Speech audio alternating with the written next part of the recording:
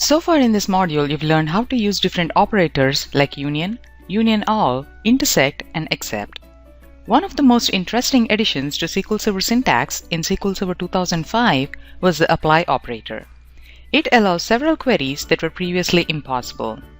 Starting with SQL Server 2005, you can use the apply operator in a transact SQL query to join a table to a table-valued function so that the function is evoked for each row returned from that table. In this module, you will learn how to use the apply operator to manipulate sets, how to write queries using the cross-apply operator, and how to write queries using the outer apply operator. Let's first see how to use the apply operator. SQL Server provides the SQL Server specific apply operator to enable queries that evaluate rows in one input set against the expression that defines a second input set. Strictly speaking, apply is a table operator, not a set operator.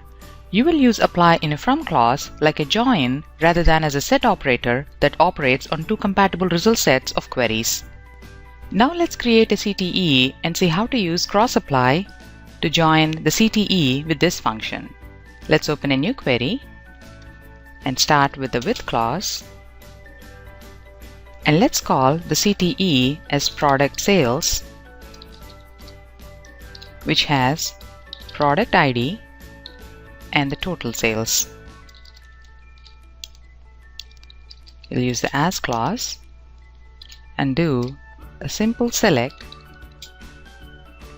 of the product ID and the sum of the unit price from sales.order details table, and then we group it by the product ID.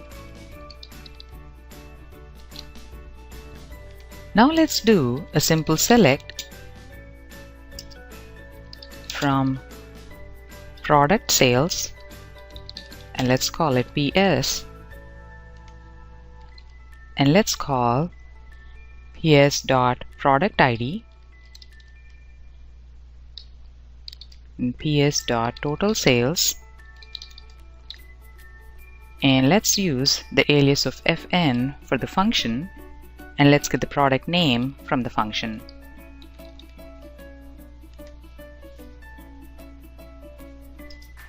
We'll use cross-apply to the function that we just created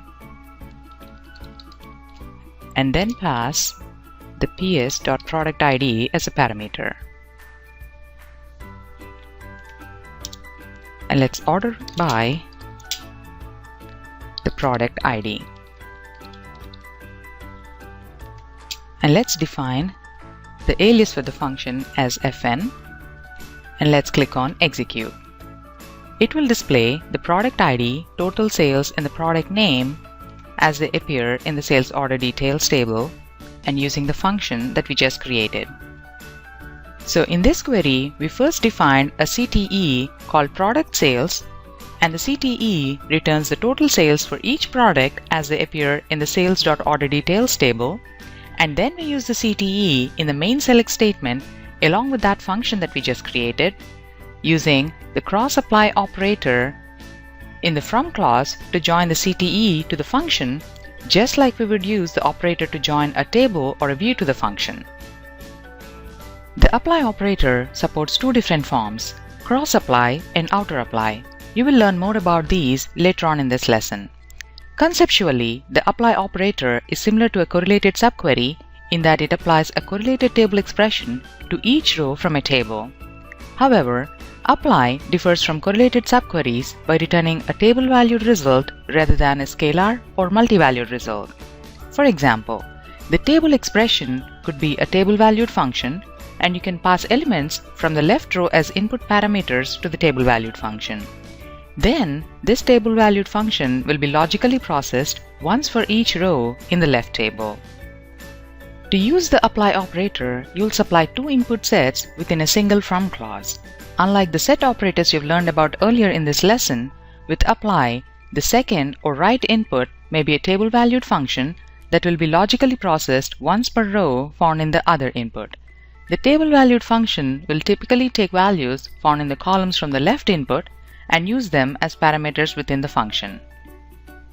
Let's take a look at the syntax of the apply operator. You can define the list of columns that you want to display in the select clause, and the derived table or the table valued function is defined as second or on the right of the other input table, which is defined in the from clause. And when describing the input tables used with apply, the term left and right are used in the same way as they are with the join operator based on the order they are listed in the from clause.